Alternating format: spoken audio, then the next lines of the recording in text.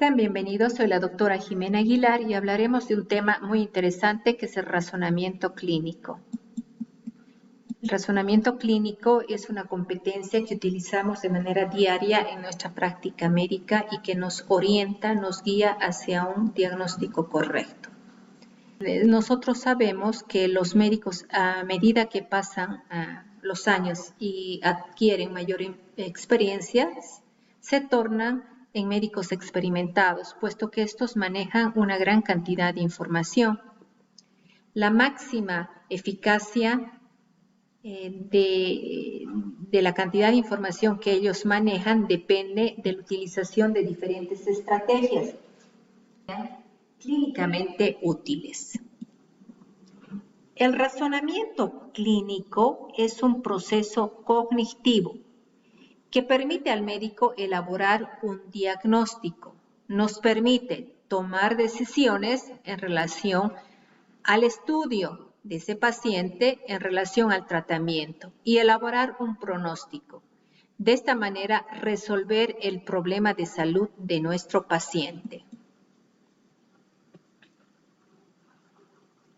Es importante que el médico sea consciente del proceso de razonamiento clínico, puesto que un adecuado razonamiento evita errores en el diagnóstico.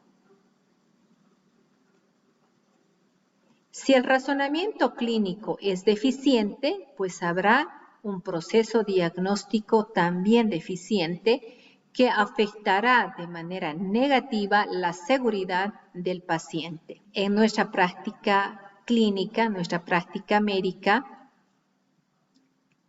estamos dirigidos a la solución de problemas. Para la solución de problemas debemos llegar a un adecuado y correcto diagnóstico. De esta manera, el diagnóstico se basa en 4 aspectos esenciales. La realización de una historia clínica es fundamental. Dentro de la historia clínica tenemos una adecuada exploración física, una adecuada indagación del estado actual del paciente, la realización y análisis de los exámenes paraclínicos y el monitoreo constante del paciente, es decir, una adecuada realización de la historia clínica de manera completa. En el proceso diagnóstico se produce una evolución en la estructura del conocimiento, es decir, llegamos a realizar un diagnóstico adecuado, pero esto es consecuencia de un proceso evolutivo en la estructura del conocimiento. De esta manera podemos ver que para llegar a ser un médico experto, tenemos que tener una doctrina ordenada y bien definida que pasa por distintas etapas que se caracterizan por tener diferentes estructuras en la organización del conocimiento y por utilizar distintas estrategias para resolver los problemas clínicos.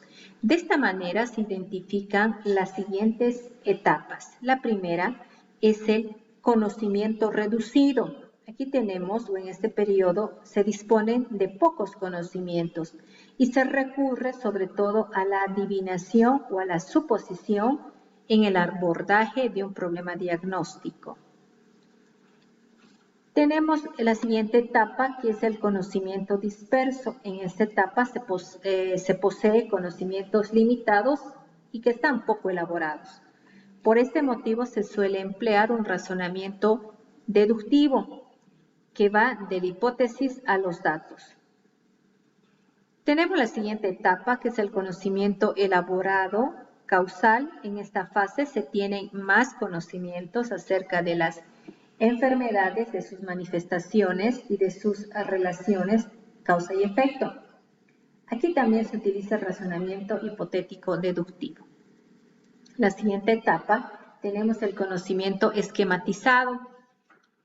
Aquí tenemos el médico alcanza un nivel elevado, importante, y es capaz de reconocer diferentes formas de presentación de un problema. Posteriormente tenemos la etapa de los patrones, debido a que al pasar o transcurrir los años, pues, y como parte de la experiencia, vemos que esta experiencia acumulada favorece que el médico pueda identificar aspectos más prevalentes y relevantes de diferentes enfermedades, lo que le capacita para reconocerla de inmediato. El razonamiento clínico nos lleva hacia un diagnóstico y tenemos diferentes elementos en el razonamiento. El primer paso o etapa consiste en el conocimiento del problema, la experiencia acumulada y los factores contextuales. Es decir, en esta primera etapa es importante la adquisición de la información. Esa información incluirá aquella recogida de la anamnesis, de los hallazgos, de la exploración física, de los hallazgos en los datos de laboratorio o de exámenes de gabinete o de diferentes técnicas de imagen.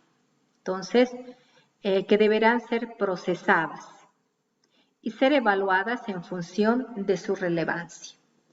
El segundo paso es la creación de una abstracción mental que es la representación del problema.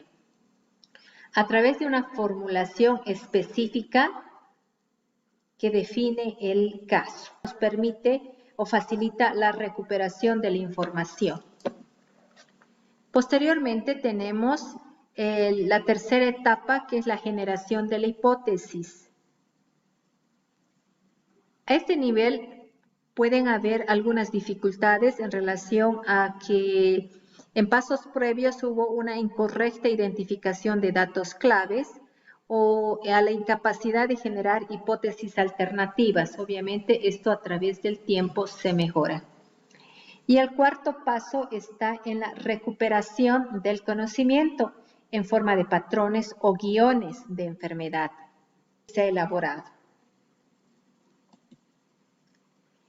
Los illness script o patrones o guiones se construyen en base al contacto repetitivo con los pacientes que sufren una determinada enfermedad. En la estructura cognitiva se generarán este tipo de patrones en relación a situaciones favorecedoras que se identifican, en relación a enfermedades previas, medicación que puede recibir el paciente, otros defectos que pueden ser propiciadores.